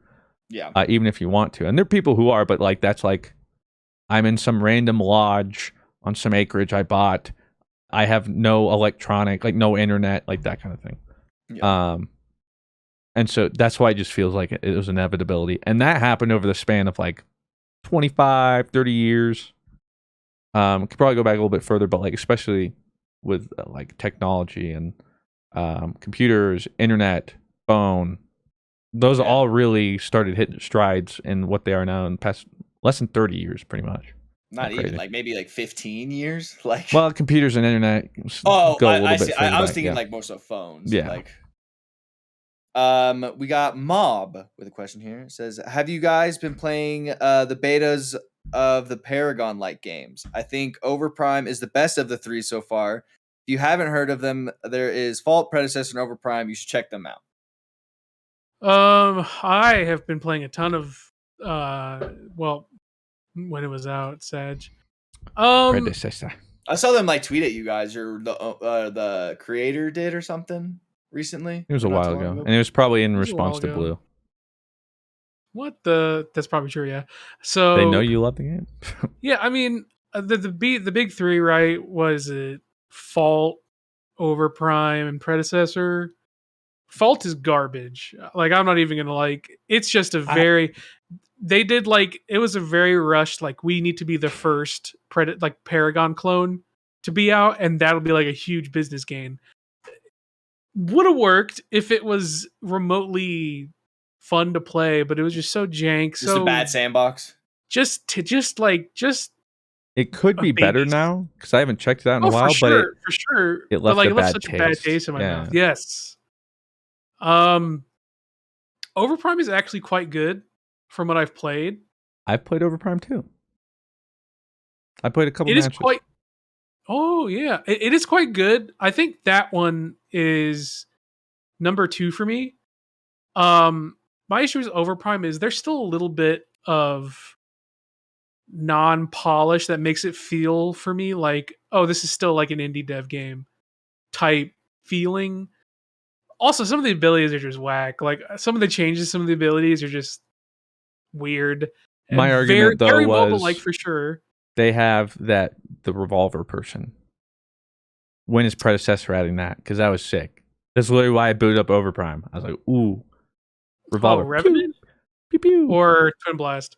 I guess they renamed him in that game, but yeah, it's like Revenant. You have like 5 shots, you chamber, reload. Oh yeah. So Revenant. Yeah, I love Revenant. Bring the predecessor. Didn't play him in Overprime yet. Because I don't know. I'll probably play a little more Overprime, but Overprime to me still feels a little rough around the edges. Their item shop is very nice though. They have a very, very cool item shop. I think for me, the game that still is like head and shoulders above the rest is Predecessor. It's just very smooth. It's just like for a small team, if you didn't tell me it was a small team, I would have been like, oh, this is a AAA game. It genuinely, it's also been so long, but it almost genuinely feels like just back when I was playing Predecessor and for beta or whatever that was way back when. That's how good the game is. Fruit is just calling it Predecessor. He's not even saying Paragon. Oh. See? Oh, yeah. True. Predecessor is just, for me, like Predecessor is better than Paragon. And that's why I like it so much. Obviously, like UI stuff, Predecessor still has some UI like growing pains. I'm going to be honest. All of them miss. And I kind of think Paragon's missed too. And I think they're trying to repeat that. All of them. UI-wise, for sure. Yeah, I've never been a big fan of it, but that's it doesn't like not game breaking or anything. I will say Overprime's item shop is probably the best of them. It's very clean, works very well, not confusing at all. But like gameplay-wise, Predecessor is just so Epic pretty much just gave like the bare bones of. They gave it all away. They gave it all just away. were like, you guys can make. They literally like imagine they yeah. Just did. I love you, but just as a joke, they took your gym bag and they stuffed every Paragon thing in that bag. And they left it in that locker. That's what they did. Okay. Except they also, but there's a sign too where it's like, hey yo, anyone can take this. And they literally gave out everything for free. Every asset you can use it for whatever. So like what we've been seeing the past couple years is you'll see Twin Blast and like some random mobile shooter. And you're like, what? They straight up gave away everything from that game because they're like, yeah, we're done. Fortnite is making us so much fucking money. We don't care about this game anymore. With like, Fortnite was, it's unfortunate, but Fortnite was literally so successful that they were like, yeah, we made like a 20 million investment on Paragon, but we make that in 2 hours. We just made that back in like a week of Fortnite. Like we just dropped an Ariana Grande skin and we made 20 times that. So yeah, that Ariana Grande skin got us more revenue than the entirety of Paragon. You guys can have all the Paragon shit. So that's how that works. But it does suck. But the Tilder, right? Predecessors are very clean. I think gameplay wise, it's exactly where I wanted Paragon to eventually go, and that's why I think it's better than Paragon. And it's just gameplay is so clean, and the map is just the Predecessor map is just perfect. They did such a good job on it. I still think. Well, I'll just close thoughts because it's taking a while. But especially for me too. Even who's like more casually, like I'm not blue invested. I agree with Predecessor. It plays the best. I think Overprime. It just feels like they're like if there was a dev cycle, it feels like they started just a little later. Mm-hmm. Just a little later. I think they could get like what I played was pretty promising. For sure. Yep. And I think they could polish it like, and then Fault's kind of like the redheaded stepchild. Yeah, maybe it'll become, but that was the problem too. Is like they were the first one with a playable thing. I played it and I'm like, woof. Yeah. And so Predecessor, I think first impression was not great. Predecessor's gameplay is the cleanest. I think all of them, including predecessor, can do some quality of life stuff to add. Things here and there that will make it more of a complete game. But like, yeah, right now they're getting all the important systems into place, and it feels like it's coming together.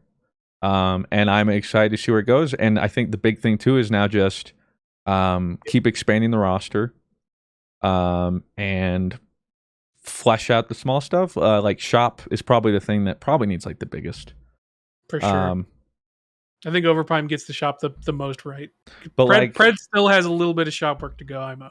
But the nice thing is, like, I played Predecessor, and it didn't feel like it's hopeless to get a game that feels and plays like Paragon, and like none of these people succeeded. It feels like genuinely this could succeed and surpass where Paragon was, and that's nice because when you're hearing about all these companies too, it was easy to be excited, but also very easy to be skeptical.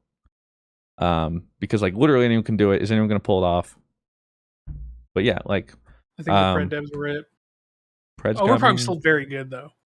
I was impressed. I think Overprime's good, but Pred's like the when I played Pred that last beta, I was like, they could just release this early access right now, and no one would wink an eye. No one would be like, "Ooh, should you guys have released?" No, they would be like, "This is about what we expect for an early access game."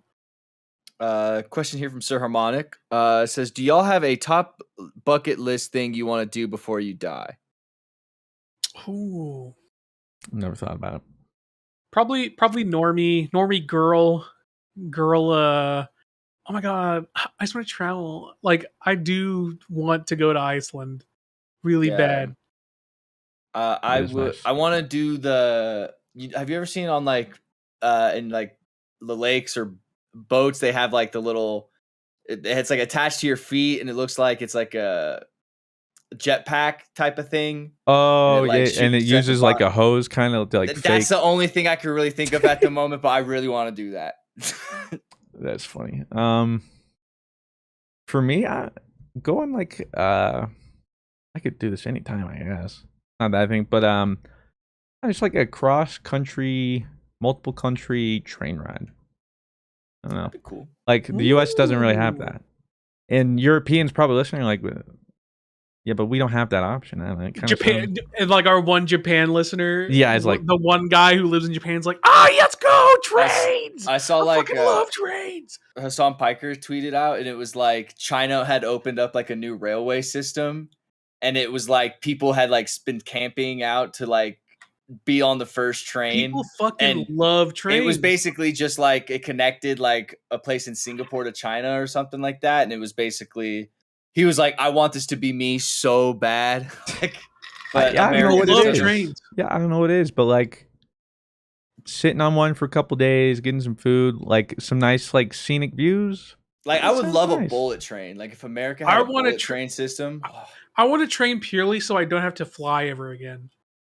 Like especially like for a state away, you know what I mean? Yeah. Like I would much rather have like a 6-hour train ride where I could sit down in a nice chair, read a book, play my Switch, walk around. Yeah, walk around. You know, watch catch up on some YouTube, catch up on the news, not have to turn off my phone.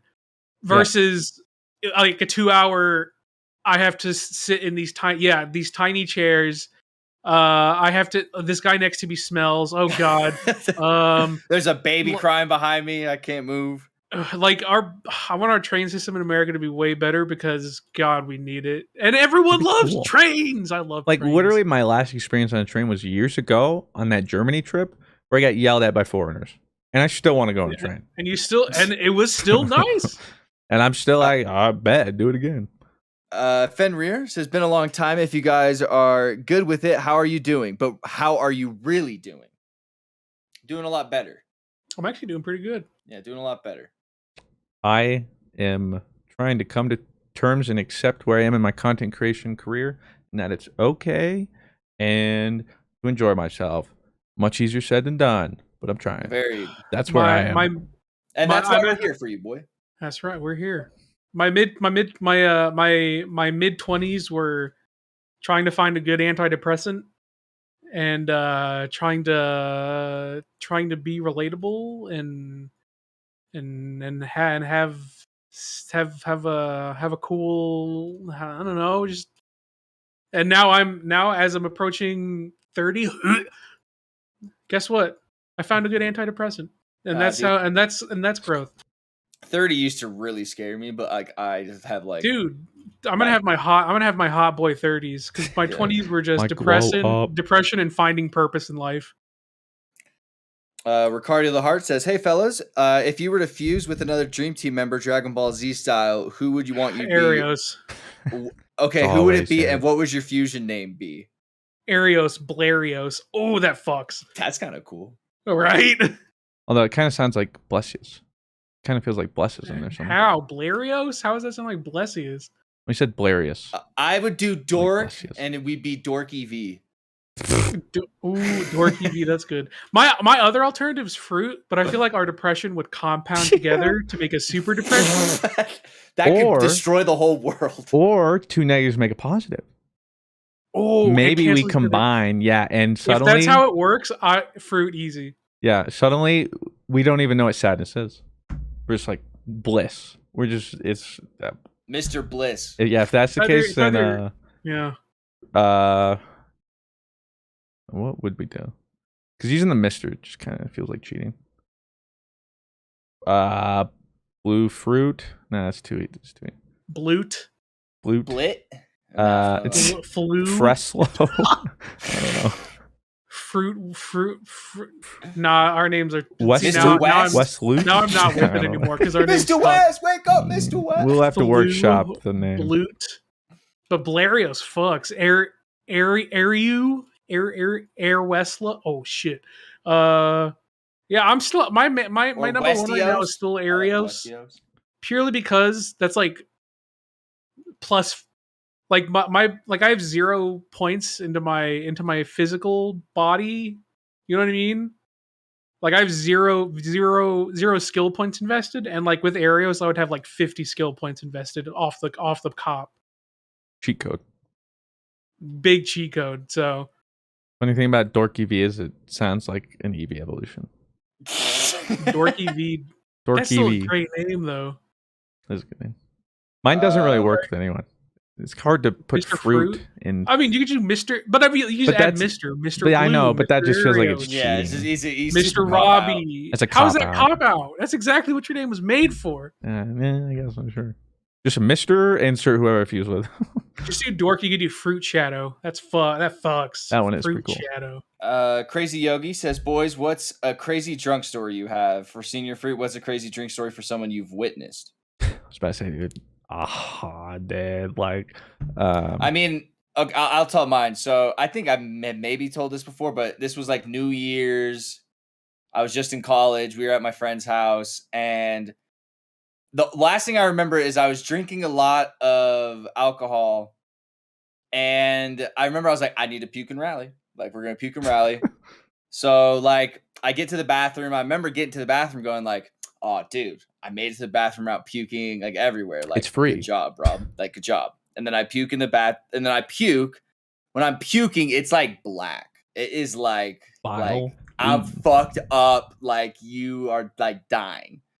And then at the same point, I hear a bang on the door, and it's my stepbrother, and he goes, "Yo, Rob, it's Mitch. You just puked all over the stairs, dude. Open the door." So, oh yeah, I remember this one. So that is like whenever I think of like crazy, because that's the most drunk I've ever been, and it's like only because after that I was like, you just I left never a trail of puke. You didn't and then like, but when I got to the bathroom, I just remember vividly going like, "You fucking did it, dude. You made it without puking. Like, you did. You did it. That was your brain tricking yourself, and like, we'll get there, buddy. Ignore that part. We're almost there. That was just a little bit. You did it." Yeah, so that's like the craziest thing I could like think of. I don't know. I don't really have a drunk story. I the most is like I drank so much I was like, damn, I'm drunk. I'm gonna go to bed, guys, and then I just went to bed. See ya. And you know what? That's the best way to do it. Because you know what happens? You stay safe. I don't know if I've told the story, and I'll keep those in the story anonymous too. This was college. I got a call at like 2 a.m. And you answered. Playing League, baby. Because it was like technically Saturday 2 a.m. So it was a Friday night, which means first off, Fridays, I think at the time I had like one class at 8 a.m. So free. Wake up, class, League until I until I rage quit. Whenever, yeah. And so what the bizarre thing though is, even when I played League, I would still go to like midnight. I would usually cut it no matter what. So it was weird. Like it was abnormal for me to be up at 2. And I guess it was good because no one before or after has ever called me at that point for something like this. So it was lucky happenstance. But somebody called me. And just immediately knowing the person and hearing them, I'm like, something's wrong. And from the sounds of it, you're very inebriated. And so it's like, okay, where are you? Stay there. I'm coming. So I go to get them, bring them back to their dorm, and they're struggling. But I did not think going into this that they would be the ones who had it together, because I go into their dorm room, open the door because I'm like trying to get them into their bed, clean them up, make sure they're safe. Get there, and it was like the timing was bizarre. Open the door, don't turn the lights on, because he said something like don't do so and so, like my roommate is here and sleeping, it's like trying to sleep or something. So I'm like, okay, like we won't turn the lights on. So I open it up, and as soon as we're walking in, just with like the one light out in the hallway, like barely lighting the room, I can see on the bunk bed to the left, because they had like lofted beds, and they did the thing where they both separated, so they both had like loft, and they had their things below. So he was on the left side, and I see his roommate just sit up. I'm like, oh, sorry, man, I didn't. He was not looking at us. Like he's gone, and he just gets up. And then he looks over, and then he just projectile vomits, except it gets worse. Bless his heart. He tried to put it, I guess, before he did all this, thought ahead and was like, something's going to happen maybe. So he put a trash can on the ground. Okay. But again, first off, he's lofted. So like he didn't really it's got to be it's got to be streamlined, and it's got to be accurate. You got to put in the kind of arc, like everything. And you know what's incredible? He did that. Except there was a giant Nature Valley cardboard box situated at a perfect 45-degree angle, so that he leans over, throws up to hit the apex of this cardboard box in the trash can, and just like... I get hit with it. Literally, it's like looks like a crime scene. It hits everything.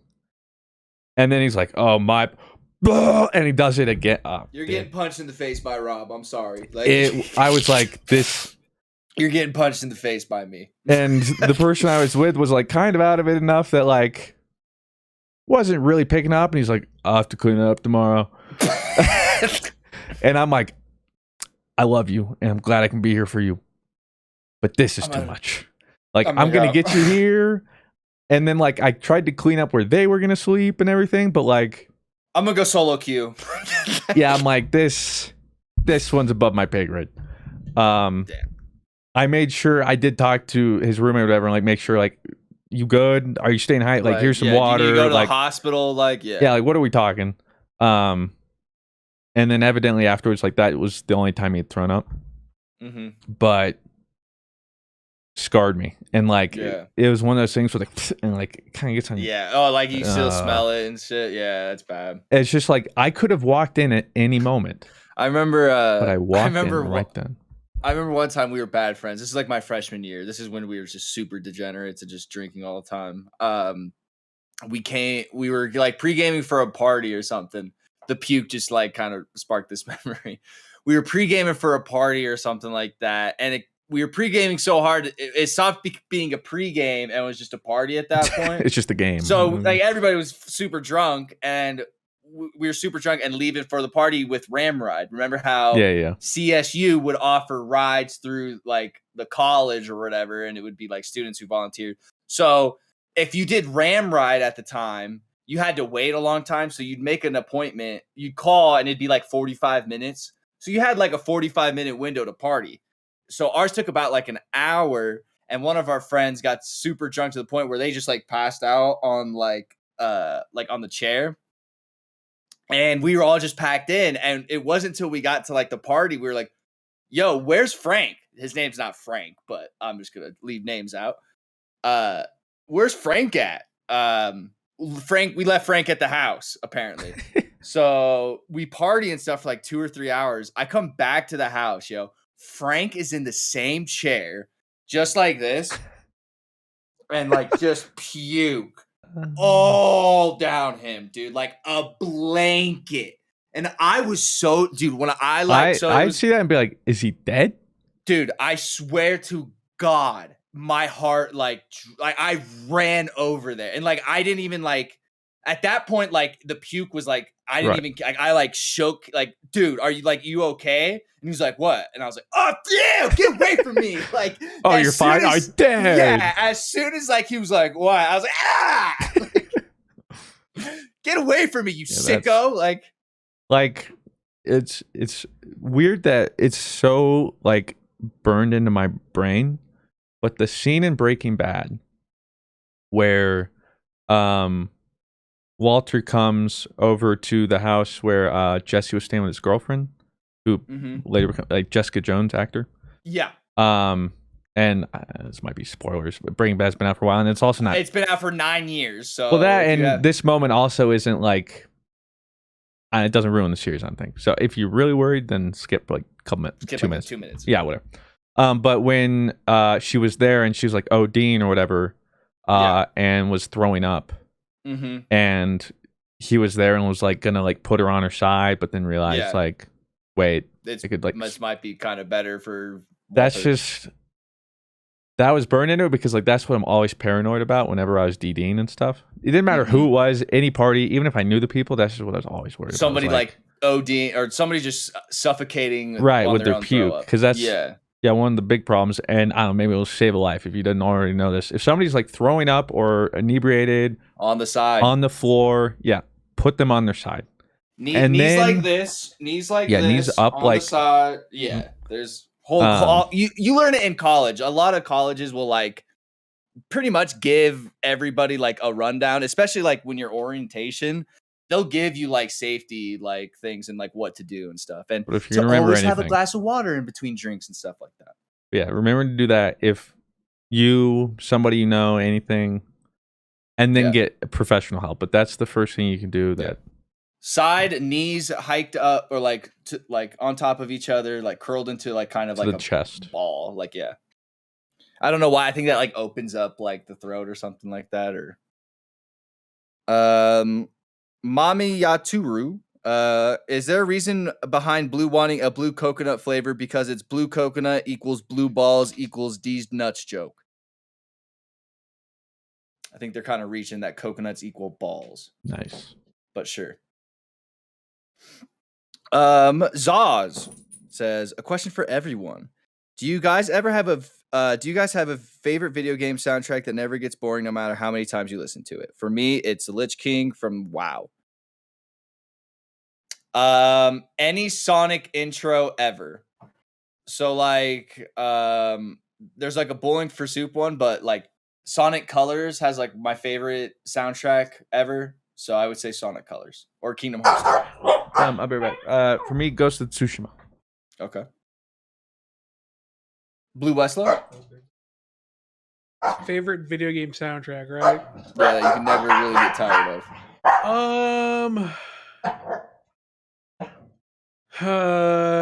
I really love the Sonic Adventure 2 soundtrack. That shit bangs.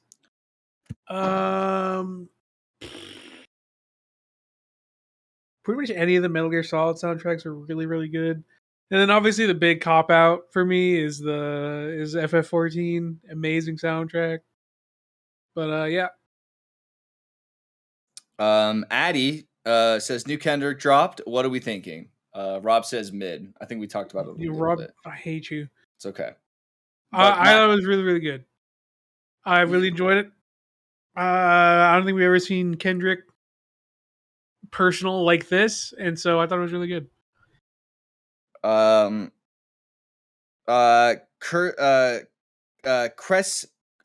Crescenzio says, have you heard of Avatar Legends? It is officially an Avatar tabletop game like D&D, but all things Avatar. I have not, and I'll ask that again when Mr. Fruit gets here. Have you heard about it, Blue? I've heard about it, but I'm not really big into board games like Fruit is, so. Ezra, I'm skipping over some questions because there's some questions for Fruit and this one isn't. A few weeks ago, I asked about cat stuff, and now I have a cat. She's from a shelter, and I'm curious on how long Rob's cats have adjusted in the past. So Willow is honestly the first rescue cat I can really remember. Because I rescued. My family rescued a cat when I was 5 or 6, and I can't really tell you exactly how long it took him to adjust. He was also an outdoor cat and just a badass. So Mickey was kind of like an anomaly. I'd say Willow took about 2 to 3 weeks to adjust to not be super skittish at loud noises or closing of doors or stuff like that. But now, this is her house. She totally loves it here. She's this looks like a pretty well-adjusted cat, if you ask me. Aren't you? Yeah. So yeah, I'd say about 2 to 3 weeks. Is about how long that would take. What I miss? They asked me how long. Someone asked about rescuing a cat last week, and they rescued a cat this week, and just seeing how long it took Willow to adjust. And I said it took her until she found this computer. And she's like, wait. Yeah. This is warm when I can lay on it? Hold on. It stays warm all the time. So this question is for you, Mr. Fruit, from Crenzio. Says, have you heard of Avatar Legends? It's official Avatar I already have tabletop it game. Oh. Yep. How much? What was the back? Are you on the box or? It wasn't anything. It was there were. I only think there might have been 2 backs. And if there were more, they're like $5,000. Yeah, it's flown out the way. I think it was whatever one where you got some accessories and bonuses, but dice bag and some more physical things to play with. Avatar Legends is essentially Gloomhaven, but Avatar. It's and if you don't know what Gloomhaven is, it's board game D&D, but not quite as free form. 5-month campaign. Yeah, but not quite like Gloomhaven has the missions for you. You tile it out. You play through. It kind of has guidelines, right? I would say, railways. And so Avatar Legends seems to be pretty close to that. But same thing, I'm pretty sure you do character sheets and all that kind of stuff. So but it was licensed officially, and it's in the Avatar universe. So yeah, it sounds pretty sick. But yeah, as soon as I heard it, my wife and I were like, "Yep, we're getting that." Blemish has a question. Says Mr. Fruit mentioned an Indian spicy food, so was just wondering if he's tried spicy Korean foods. Not as much. Also because the options to try good Korean food around me is much more limited than Indian. I don't even think I have where I'm currently living. I don't even really think I have a Korean place near me. I have though, and I like it. But usually I don't know, man. Indian spice is different. Something about it is just, it's the flavor. It's so flavorful. We'll have this be our last question because I think we're kind of coming up on about an hour and a half here soon. Guess what happened? So this is going to be my apologize to the stands. As I was recording this, I heard the boo-doo-boob. Turns out my storage was full. So this recording is now corrupted. So sorry, stands. I can try and upload this for you. I'll send you Dropbox or whatever. Classy says, I know it's been a minute, but The Boys season 3 was announced for June 3rd, and I'm hyped. What about y'all? I have added it to shows I need to watch because I watched the trailer for it and I said that looks. You really haven't cool. seen 1 or 2? No. We might have talked about this, but yeah, you're missing out. Yeah, I've heard because I know you guys talked about it years ago and was saying it's like what real superheroes would be like in real world, and it's almost like Omni-Man kind of type thing. Yeah, it came out before Invincibles, but you watched Invincibles, right? Yeah. Yeah, imagine that, but live action. Real life. Yeah. Yeah. And then I was watching the trailer and it was like, oh my, people are like exploding. Oh, yeah. Oh, dude, it's so good. It's so funny because I remember I didn't even know about the show. And I think it was the last day of Fruit Summit. Which at this point was I think we all watched it, right? Or something? Well, I think 8 years you ago. went to go watch it and you were like, oh, you guys should go watch the show. It's so good. And so I was like, yeah, I'll go watch it. It sounds like I'm literally not doing shit for the next. But you were watching it early, and that was like the rare day I was up early, and everyone else was asleep. Yeah, and you were like, we were just watching The Boys. Yeah, you just came in here, you sat down, kind of like halfway through. I was like, Blue, you watch this? And no, like, you want me to catch you up? You're like, I think I know. And then we just vibed, and you watched it. Because I think. And then, dang, so season 1 was coming out at Fruit Summit. Because I remember. Dang. Yeah. I also remember we watched that, and the same time Fruit Summit was coming out was when the final Spider episode arc in Demon Slayer came out. Where Nezgu does her blood demon art and stuff. I remember those happened right then. I remember why. I remember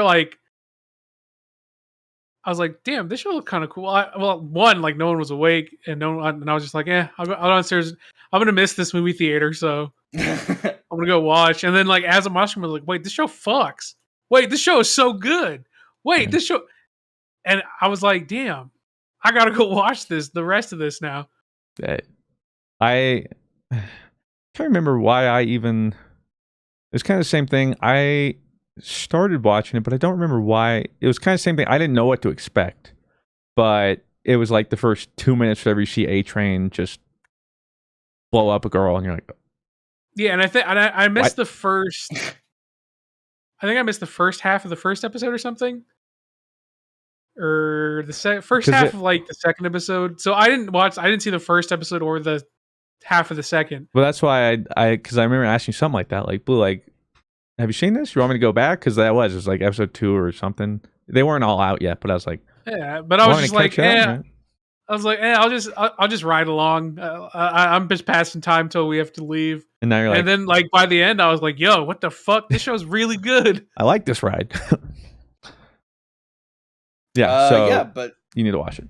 But I'm very excited. Shout out Fruit once again. I've added it to my list. Amazon. I love that show. Yeah, great show. Season 2. Amazing. You gotta watch season 1 and 2, both bangers. Can't wait for 3. It almost kind of looked like a Peacemaker kind of show. This is Peacemaker before Peacemaker was doing its thing. So it does have comedy. Better than Peacemaker. It's better than Peacemaker for sure, and it does have comedy, but not like Peacemaker was very heavy comedy. Yeah, this is like dark humor, very drama. Dark humor. I think Peacemaker. Would you say it's drama, or? Oh, for 100%. Suspense. Yeah. Peacemaker is like a parody of a superhero show on purpose. It knows it's a parody. Whereas The Boys is not a parody, but it's more like what it would probably really be like. It's it's more like taking the shit, like taking the piss out of taking the baby effect out of superheroes. Not.